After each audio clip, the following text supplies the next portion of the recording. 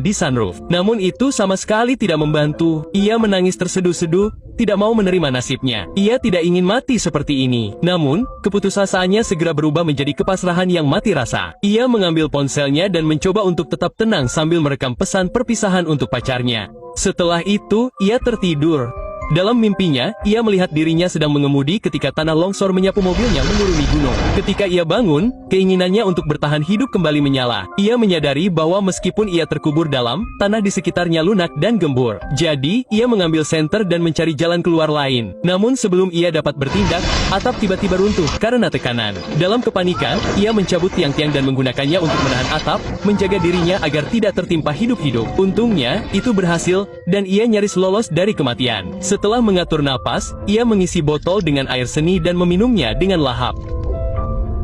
Menelannya sampai habis seolah-olah itu adalah hal termanis di dunia. Ketika botol itu kosong, ia masih belum puas. Ia menuang semua sisa makanan ringan itu ke dalam mulutnya, menjilati setiap remah-remah terakhir dengan lidahnya. Begitu kekuatannya kembali, ia meraih ban serep dan menyambungkannya ke selang udara. Melihat masih ada sedikit oksigen di dalamnya, ia tidak ragu-ragu. Ia menanggalkan pakaiannya dan menutupi tubuhnya dengan lapisan oli mesin. Kemudian ia mencengkeram tiang itu erat-erat, menghancurkan sunroof yang retak dan merangkak ke dalam lumpur yang gelap dan lembab. Ia menggali ke atas dengan tiang itu, menggunakan punggungnya untuk menahan tanah di belakangnya agar tidak runtuh dan menguburnya hidup-hidup.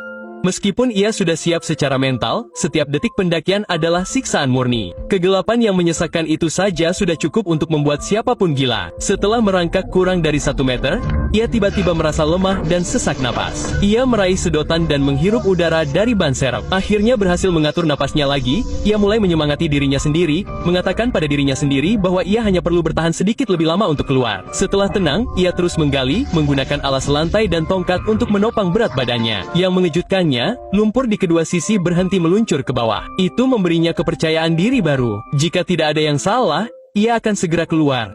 Namun tiba-tiba, tanah di atas kepalanya mengendur.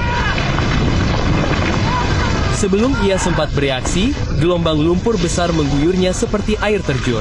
Ia terkubur hidup-hidup sepenuhnya. Tidak ada yang tahu berapa lama waktu yang dibutuhkan, tetapi perlahan-lahan beberapa jari menembus permukaan. Didorong oleh keinginannya untuk bertahan hidup, ia menahan napas dan merangkak keluar dari tanah. Ia mendorong kepalanya melalui tanah, menyemburkan lumpur dan terengah-engah. Karena tanahnya lunak, ia telah diberi satu kesempatan terakhir untuk hidup. Setelah mengatur napas, ia berjuang untuk menyingkirkan tanah di atas kepalanya. Dan di detik berikutnya, ia melihat sinar matahari terindah sepanjang hidupnya. Dengan gembira, ia mengulurkan tangannya ke arah sinar matahari. Ia selamat.